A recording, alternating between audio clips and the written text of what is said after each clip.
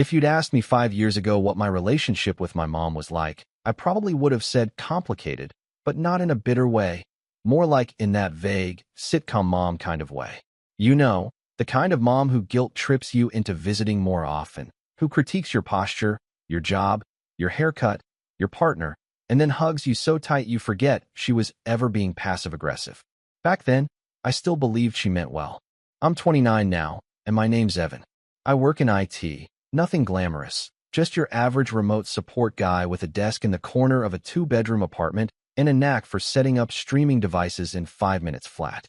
I've always been the reliable one in the family, which basically means anytime something breaks, someone forgets a password, or a bill is due and nobody understands how autopay works, I'm the one who gets the call.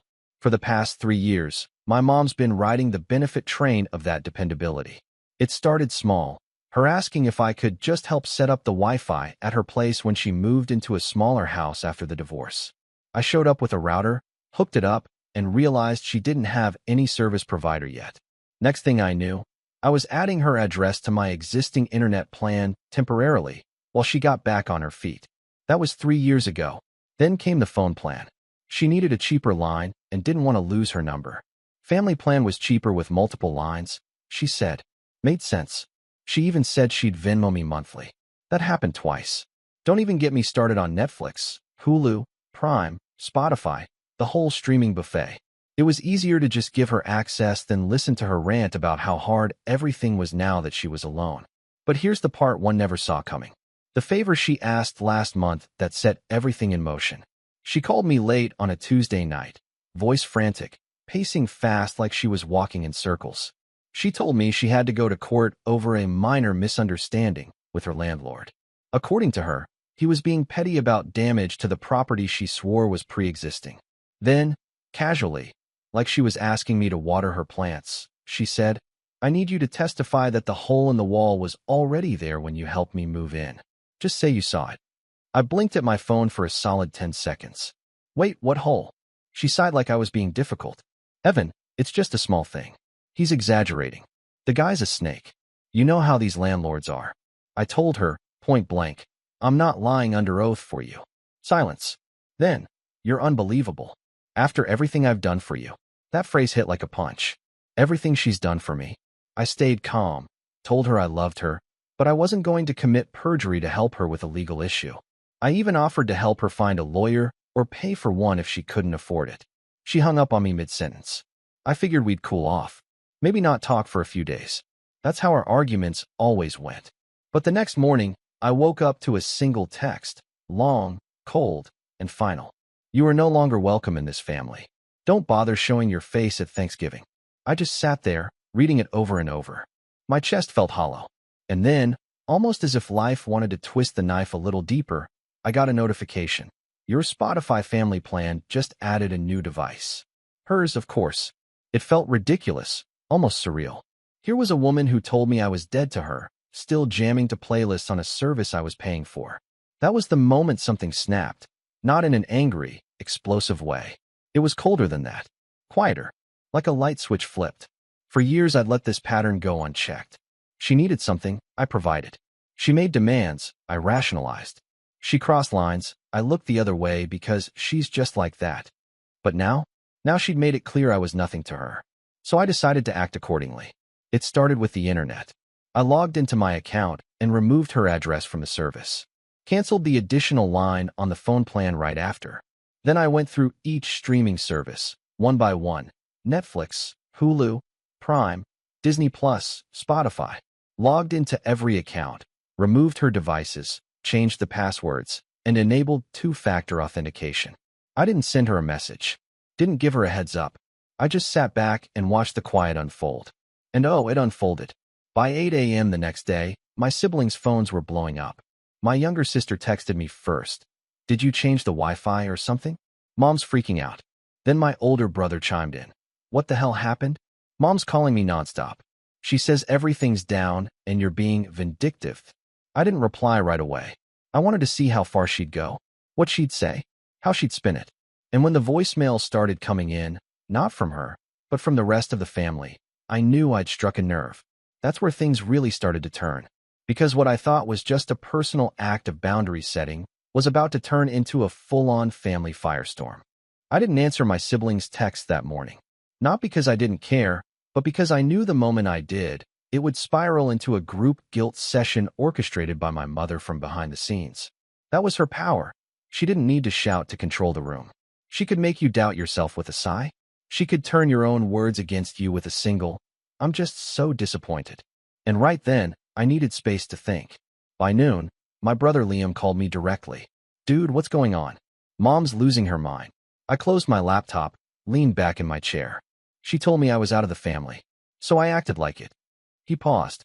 "You cut off the internet, and the phone line, and the streaming services, all of which were in my name." There was silence on the line for a few seconds. Then a sharp exhale.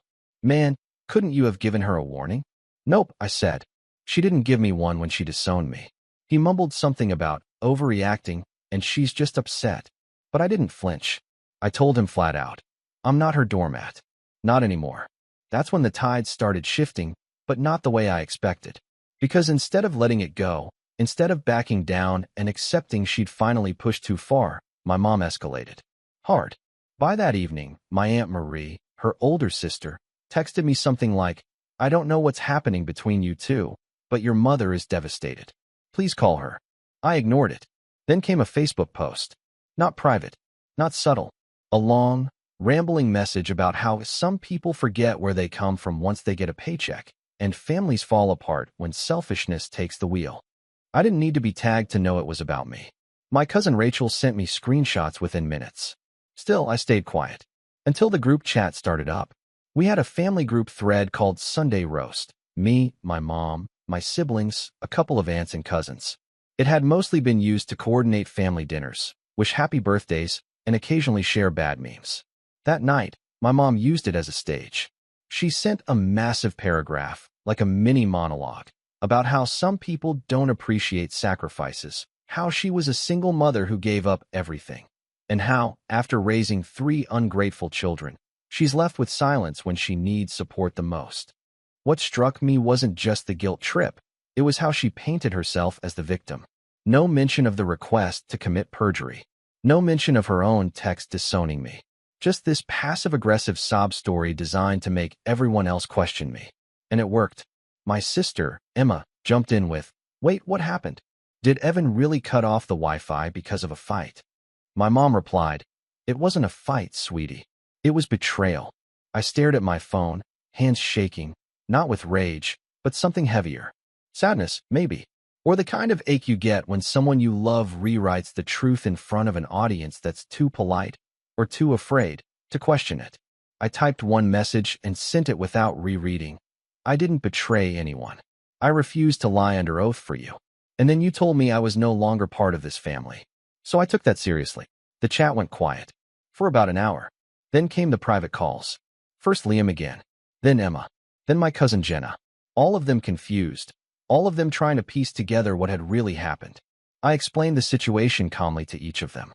Every time, their voices dropped a little when they realized the truth. "Wait, she wanted you to lie in court?" Emma asked, stunned. "Yeah, just a small lie, apparently. And when you said no, she disowned you?" "Yup." Jesus. By the end of the night, the group chat was silent again. My mom hadn't replied since I dropped that message. She was probably on damage control mode now, reaching out one-on-one, spinning her narrative, planting seeds of doubt like she always had. I thought that would be the worst of it, that maybe she'd simmer down, realize she went too far, and let it blow over. But I underestimated her pride and her ability to twist a knife. A few days later, I got a letter in the mail. Not an email, not a text, a real letter, handwritten. 3 pages, front and back. It started with, "You have embarrassed me in front of this entire family," and spiraled into every grudge she'd ever held against me. Apparently, I'd always been emotionally distant. I never called enough. I acted like I was better than everyone else, because I went to college while she worked 2 jobs. She even brought up that I didn't chip in for Emma's graduation party 6 years ago. Then the kicker, she said she was cutting me out of her will. I stared at that line for a long time. Not because I cared about the money. I knew she didn't have much, just the house she was struggling to maintain, a couple of antique necklaces, some savings. But because of what it meant. She wanted to hurt me, punish me, not for doing something wrong, but for refusing to play along. That was when I realized this wasn't just a flare-up. It was a line in the sand, and she was daring me to step over it. So I did. I started talking, quietly, but truthfully. When relatives reached out, I didn't sugarcoat anymore. I told them the full story, not with anger, just facts. That I'd paid for her internet, her phone, her subscriptions for years. That she never once said thank you. That she asked me to lie in court, and, when I refused, she cut me off. Some people were shocked. Some were sympathetic. A few just didn't respond. But slowly, the mask started to slip. The more people knew, the harder it became for her to play the victim. And that's when the real betrayal happened. Emma called me one night, sounding shaky. She said, "Mom asked me to testify for her." I felt like the air had been knocked out of me. "What?" She said, "Since you won't do it, she needs someone she can trust." And she wanted me to say I saw the damage, too, even though I never did. My chest tightened. "And what did you say?" I told her no, that I wouldn't lie either. And she screamed at me. Screamed, "Evan." She said I was turning on her, that I was choosing you over family. That was the moment it all came into focus. This wasn't about internet bills or streaming passwords. It wasn't even about court. It was about control, loyalty, the kind that demands silence, even when someone crosses a line. I felt something shift inside me then. Not anger, not vengeance. Just clarity. My whole life, I danced around her moods, tiptoed through her guilt trips, laughed off her manipulation because it was easier than confronting it. But now, I wasn't alone anymore. Emma saw it too. So did Liam, in his quiet way. The fog was lifting, but it wasn't over. Because a week later, my mom did something that made everything worse and finally pushed things beyond the point of repair. She filed a police report, accusing me of theft. It started with a knock. Not the frantic kind. Just firm. Unfamiliar. I opened the door expecting a delivery. Maybe my neighbor needing help with Wi-Fi again. Instead, I was looking at a man and woman in uniform, badges clipped to their belts, calm but direct. "Are you Evan Marshall?" the man asked. Yeah. "I'm Officer Taylor. This is Officer Grant. We'd like to ask you a few questions about a report filed against you. May we come in?" I stepped aside, heart already racing. The last time I'd had the police at my door, I was 17, and someone had reported my car for being parked too close to a hydrant. That was the extent of my criminal career. I couldn't even imagine what this was about until they mentioned her name. "Your mother, Caroline Marshall, alleges that you removed property from her residence without her permission. Specifically, internet hardware, a phone line, and certain household devices linked to accounts in your name." I blinked. Wait, she filed a theft report for canceling services I was paying for. They exchanged a glance. Officer Grant opened a small notepad. "We're not here to make judgments, Mr. Marshall. We just need your statement." I told them everything. How the router was mine, bought on my own card, installed as a favor.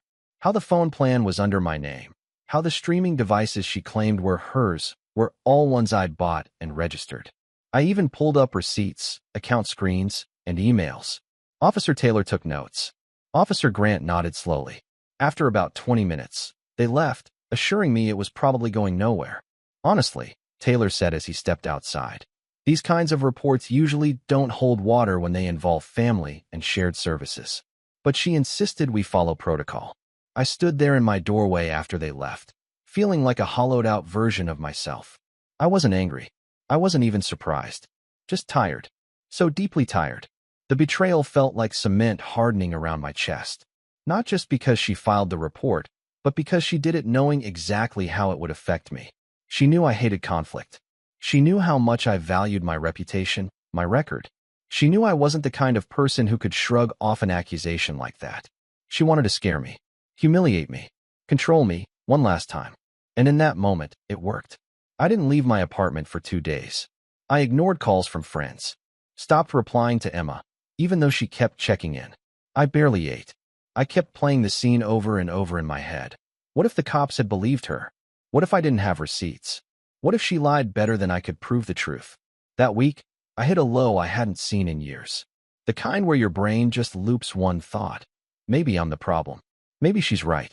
Maybe I really am selfish. Cold. Disloyal. But then, something unexpected happened. A package arrived at my door. No name on the sender, just a box. Inside was a hardcover book, adult children of emotionally immature parents. And a sticky note. You're not crazy. You're breaking a cycle. I'm proud of you. Emma, my sister. That one gesture shattered something inside me in the best way. I sat down and cried harder than I had in years. Not from pain, but from release. It was like someone had reached into the dark room I'd been locked in and cracked open a window. Over the next few weeks, I began to rebuild. Not dramatically, not all at once. Quietly, I got back to work. Refocused on the small IT business I'd been building on the side.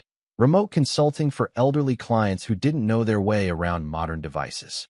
I'd been dragging my feet for months, unsure whether to really lean in. But now, I leaned. I rebranded the site, updated the booking system, started offering short digital literacy courses, 15-minute Zooms teaching people how to use their iPads, order groceries online, set up smart TVs. It blew up faster than I expected. One client referred another, then another. Within a month, I had more business than I could handle solo. And here's the thing, I wasn't doing it to prove anything to her. This wasn't revenge. It wasn't some cinematic rise from the ashes montage where I bought a mansion and slammed the door in her face. It was just healing. I started therapy, not the free kind from apps. Real, weekly sessions. For the first time, I talked openly about growing up with her. The manipulation. The way love always came with strings. The constant need to earn my place in the family. My therapist said something that stuck. You're not grieving a mother. You're grieving the idea of one. The one you hoped she'd become. That sentence became a compass. I began reconnecting with people I'd drifted from. Friends who I'd blown off because family always came first. Coworkers I'd avoided because I was too emotionally fried to make small talk. Even Liam started coming around again, quietly, awkwardly, but genuinely. He never apologized on Mom's behalf. Just started showing up. We'd grab lunch, talk shop, share silence without pressure. Emma, meanwhile, became my anchor. We started doing Sunday dinners together, just the two of us. Cooking new recipes, watching bad movies. Laughing like siblings again instead of allies in a Cold War. And my mom, she went quieter. After the police report fizzled, no charges, of course, she stopped reaching out. Not even a holiday text. She must have realized her narrative wasn't holding up. That people were beginning to see the cracks. And maybe that scared her. Or maybe she just couldn't face the idea that she'd lost control of me for good. But I still thought about her. Late at night. In quiet moments. Not out of longing, but out of curiosity. Did she regret it? Did she believe her own version of events? Did she think she was the victim? The hero? Or did she know exactly what she was doing the whole time? It didn't matter anymore. Because slowly, gently, I was learning to let go of needing an answer. And that, more than anything else, was the beginning of real peace. But the past has a funny way of knocking again just when you stop waiting for it. Because one Thursday morning, I got a voicemail from Emma. Her voice was tight, conflicted. Hey, weird news. Mom asked to meet. Says she has something to make right. I don't know what it is, but I think you should hear it too. I listened to Emma's voicemail 3 times before I called her back. The idea of my mom wanting to make something right felt more like a trap than a truce, but the tone in my sister's voice, cautious, almost nervous, was what caught my attention. Emma wasn't naive. If she was spooked, there was a reason. We met that night at our usual spot, her apartment, over pasta and boxed wine. She played the voicemail for me. This time, it was Mom's voice, low and oddly formal. Emma, I'd like to talk. No fighting, no drama. There are things I want to explain. If Evan is willing to come too, that would be best. I've made mistakes. I see that now. It was the kind of message that sounds like an apology if you don't listen too closely. But I knew her too well. My mom didn't do apologies. She did rebranding. She did optics. That message wasn't a white flag. It was a chess move. Still, I said I'd go. Not because I believed her, but because it was the first time she had extended an invitation since she kicked me out of the family by text. And when someone like her reaches out after months of silence, it means they want something. And I wanted to know what. We agreed to meet that Saturday. Neutral ground, Emma's apartment. I didn't want her in my space, and Emma refused to go to hers. She showed up on time, hair done, makeup perfect, wearing the kind of forced smile expression she reserved for church and parent-teacher conferences. Evan, she said like we were acquaintances at a wedding. You look well. I nodded. You look composed. She set her purse down on the counter, took a long breath, and got right into it. I've been doing a lot of reflecting. Therapy, journaling, talking to my pastor. I realized I may have acted rashly. Rashly, not wrongly. Classic. I was hurt, she continued, and I said things I didn't mean. You were always the logical one. Always so black and white. I think I needed more grace than you were willing to give. There it was. The subtle shift. Her mistake was really mine, you see, because I didn't give enough grace. I kept my face still. Let her keep talking. I want to put it all behind us. Family is family. And I've been thinking about what happens, long term. Health stuff. Estate stuff. Oh, there it was. She pulled out a folder. Actual papers. Not metaphorical. Legal looking. I'm updating my will, she said. I want to make sure things are clear. Avoid misunderstandings. I've spoken with a lawyer, and I thought it best if we all had the same information. She opened the folder and pulled out a copy. I didn't touch it, just watched her hands move. I'm naming Emma as my medical proxy, she said. An executor of the estate. But I want you both to know you're both in it. Equal shares. The house, the savings, the heirlooms. I don't want any more division. She looked up at me like this was a gift. A ribbon-wrapped olive branch. Emma read the room faster than I did. What's the catch? She asked. Mom blinked. Excuse me. You didn't call us here just to tell us you're being generous. You're not generous. You're strategic. So what do you want? Her face tightened for a split second, then smoothed. I want peace. I turned to Emma, who met my eyes with a look that said, she's lying. But we play along. So I nodded. Smiled even. Thank you. It means a lot. Mom left an hour later, clearly pleased with herself. I could feel it in the way she hugged Emma too long, and in the glance she gave me before leaving. As if to say, see, I'm still in control. But once the door shut, I sat down and stared at the folder. Something's off, I said. She wants something. This is leverage. Emma sat across from me, arms folded. So what do we do? That's when I made a decision. I wasn't going to wait for the other shoe to drop. This time, I was going to get ahead of her. Over the next few weeks, I started doing my homework. First, the lawyer. A quick search of the names she'd mentioned, Thompson and Brooks, led me to a bare-bones website. I called, pretending to be interested in estate planning. Asked about their process, their rates, and then I casually dropped her name. Oh yes, the assistant said. Caroline Marshall. She's finalizing a transfer of deed. That phrase hit me like a slap. Sorry, I said, forcing my voice to stay calm. Did you say transfer of deed? Yes, the assistant replied. The property title. Just needs the signatures from both parties. I hung up after that, adrenaline buzzing in my ears. She wasn't just rewriting her will. She was trying to transfer the house. And she needed my signature. That's what all of this had been about. The apology. The will. The sudden interest in fairness. It was bait. And I almost bit. I called Emma immediately. She's trying to move the house. What, she said. Like sell it? No. Transfer the deed. To someone. Maybe you. Maybe a trust. I don't know yet. But she needs my signature for it. That's why she brought us together. She was buttering us up. Emma let out a low whistle. Wow. Yeah. We sat in silence for a few moments. Then she asked, what do you want to do?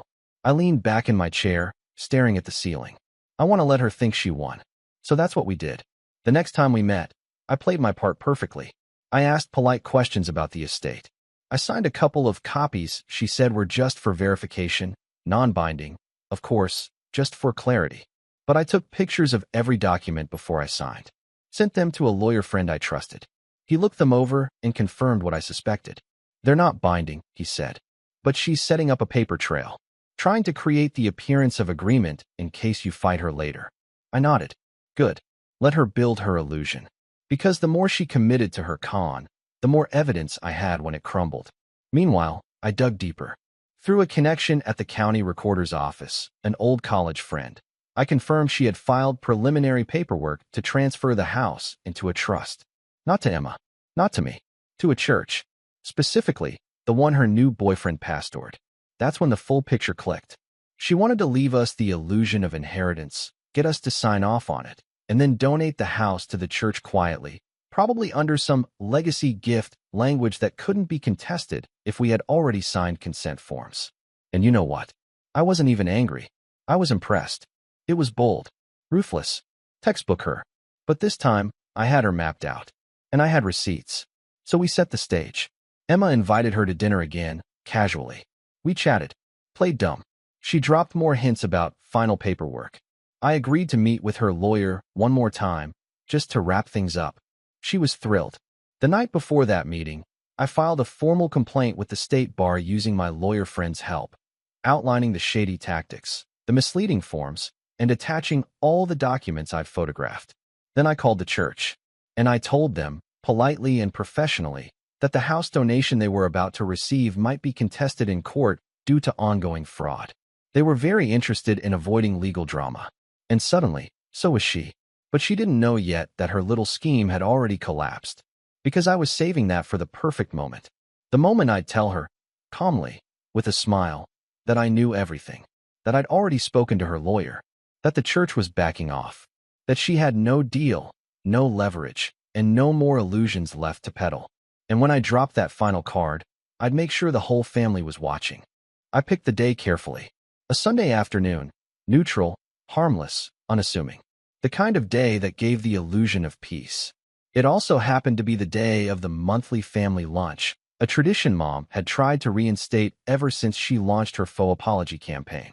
She'd invited me and Emma to join, with the usual message. Let's move forward as a family. Life's too short. Emma had hesitated. You sure you want to do this?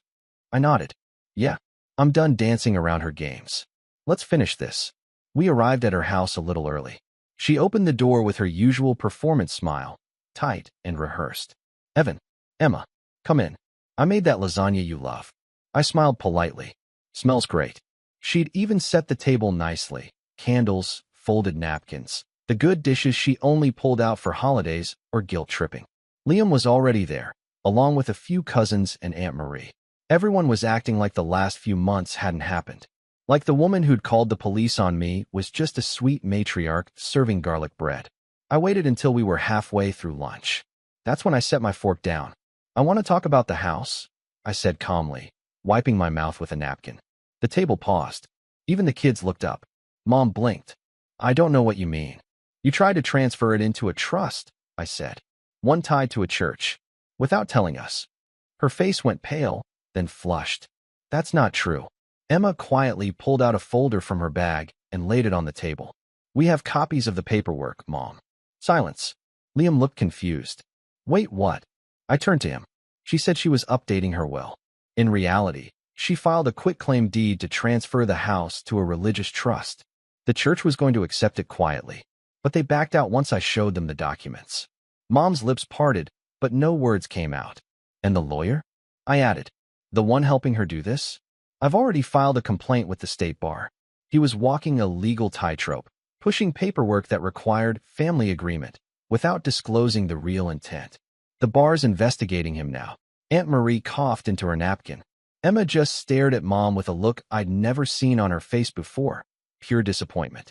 You were going to give away the only family asset we had, I said, voice calm. And you needed me to agree without realizing what I was agreeing to. That's why the apology, the will, the peace offering. It was all just a smokescreen.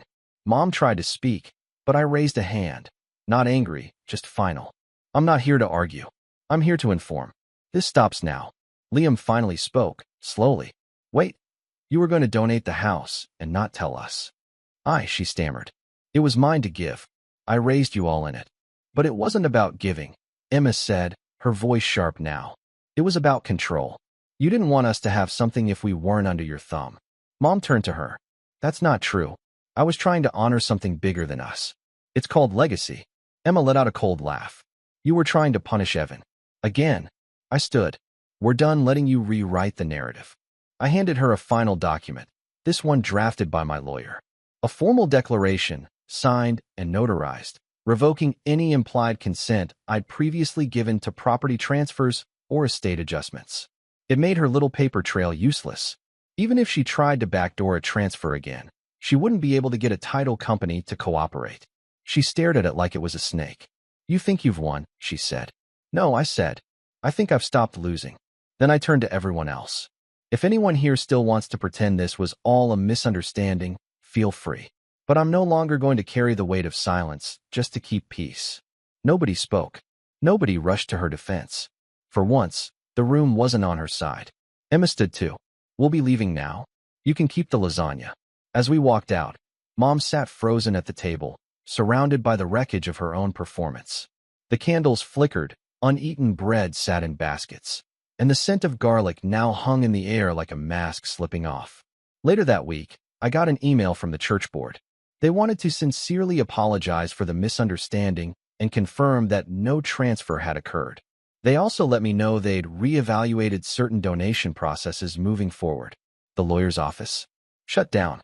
Temporarily, maybe. But Thompson was under formal review. My lawyer said it could take months, maybe longer. Either way, I'd made enough noise to ensure they wouldn't try this again. As for my mom, she went silent. No more messages. No more half-truths. Just gone. I imagine she's licking her wounds, telling herself I turned everyone against her. Maybe she's still spinning her story to distant relatives, trying to salvage her image. Maybe not. I don't care anymore. Because I didn't get revenge by screaming. Or by burning it all down. I got it by surviving. By refusing to bend. By quietly, strategically dismantling her power until there was nothing left for her to manipulate. I still have the folder Emma kept. I don't need it anymore, but I hold on to it. Not out of spite, but as a reminder that the moment you stop letting someone rewrite your story is the moment you start writing your own. She tried to cut me off, but I was the one holding the cord.